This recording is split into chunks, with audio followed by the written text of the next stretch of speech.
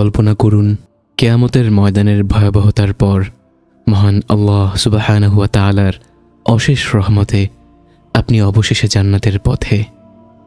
আপনার সামনে একটি মনোমুগ্ধকর পথ। আপনি সেই পথ ধরে এগিয়ে যাচ্ছেন।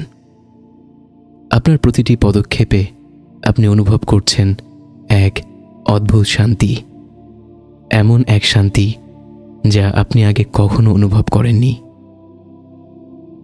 এগিয়ে যাওয়ার পথে জান্নাতের দরজায় আপনি দেখতে পান একটি বিশাল গাছ।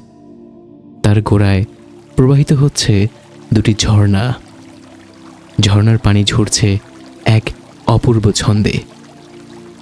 আপনি প্রথম ঝর্ণার পানি পান করেন। হঠাৎই আপনার হৃদয়ে এক অবিশ্বাস্য পরিবর্তন ঘটে যায়।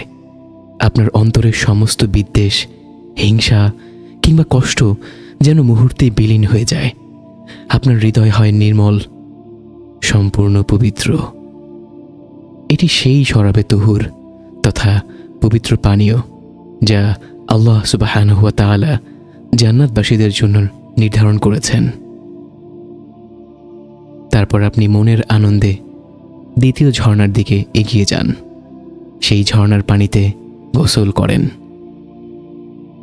ঝর্ণার পানিতে গোসল করার সঙ্গে সঙ্গে আপনার চেহারা উজ্জ্বল হয়ে ওঠে। আপনার শরীর থেকে বিকিরিত হয় এক অনন্য দীপ্তি। এটি সেই নাদরাতুন নাঈম তথা সুখের লাবণ্য যা কেবল জান্নাতবাসীদের জন্য। এরপর আপনি দেখতে পান সেই বিশাল জান্নাতের দরজাটা ধীরে ধীরে খুলে যাচ্ছে।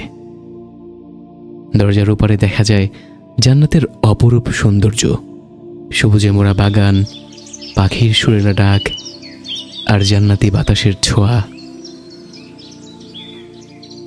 আপনি এখন জান্নাতের মানুষ। আপনি আর কখনো ক্লান্ত হবেন না। আপনার চেহারা আর কখনো মলিন হবে না। আপনি সুখে থাকবেন, শান্তিতে থাকবেন। জান্নাতের প্রতিটি মুহূর্ত হবে অপূর্ব। আর তখনই আপনি অনুভব করবেন আল্লাহ সুবহানাহু ওয়া তাআলার রহমত কত মহান। আসুন আমরা নিজেদের শুদ্ধ করি, যেন আল্লাহ সুবহানাহু ওয়া তাআলার এই অপার রহমত একদিন আমাদের জন্য সুনিশ্চিত হয়। আমিন। جنة جنة هذا ما تمنى فالدنيا تبلى